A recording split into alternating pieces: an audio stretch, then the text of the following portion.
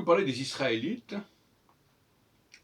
il faut distinguer impérativement des Judéens, et dont le destin n'est pas du tout le même.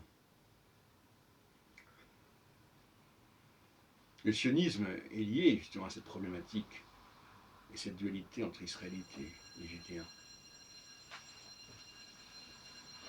Les Judéens ont trouvé leur Messie avec Cyrus.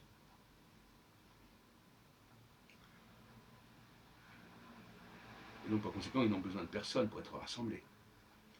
Jésus est de la lignée de David, mais en tant que leader, nul n'est prophète dans son pays, il s'est consacré aux Galiléens, voire même aux Samaritains. C'est énorme. C'est une bonne chose, quelque part. Sauf que,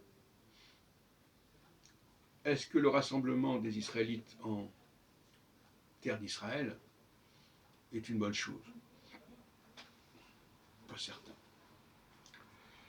Je ne pense pas que ce soit leur destinée. Je ne pense pas que ça fasse vraiment sens. J'en ai parlé à maintes reprises. La notion même de royaume de prêtres ne fait sens que pour des gens qui sont répartis au sein des nations.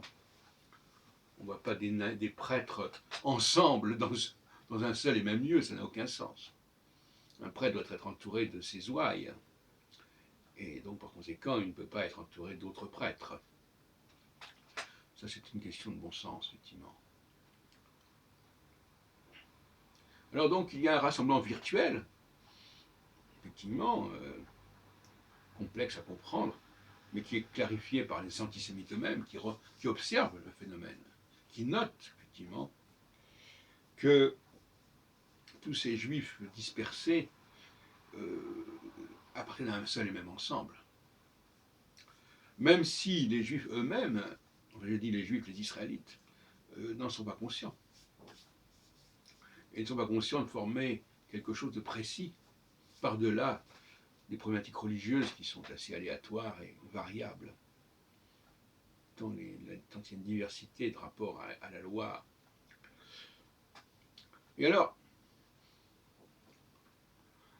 je vais parler du mouvement libéral, dont un des attraits principaux est de ne pas respecter la règle de la matrilinéarité.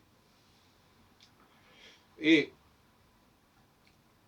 ces héritiers, enfin, ces gens qui sont porteurs de noms juifs, ne sont pas considérés comme faisant partie de la communauté, sauf chez les libéraux, justement, mais pas chez les orthodoxes. Et on comprend un peu cette dualité, cette tension du temps de Jésus, où il y avait des différentes façons d'être juif qui n'étaient pas considérées comme de même qualité. Et on peut comprendre que même qu'il y a des libéraux aujourd'hui qui permettent d'accueillir des gens qui ne sont pas juifs par leur mère, eh bien, du temps de Jésus, il y avait aussi des gens qui se sentaient un petit peu exclus du monde juif, mais qui en faisaient partie. Parce qu'on ne peut pas se sentir exclu de quelque chose auquel on n'appartient pas, paradoxalement. Ce ne sont pas les païens qui se sentent exclus du monde juif. Ce sont des juifs, des gens qui sont liés au monde juif, mais qui ne le sont pas à part entière, comme les Algériens étaient liés à la France, mais pas à part entière. À l'époque, avant l'indépendance, évidemment.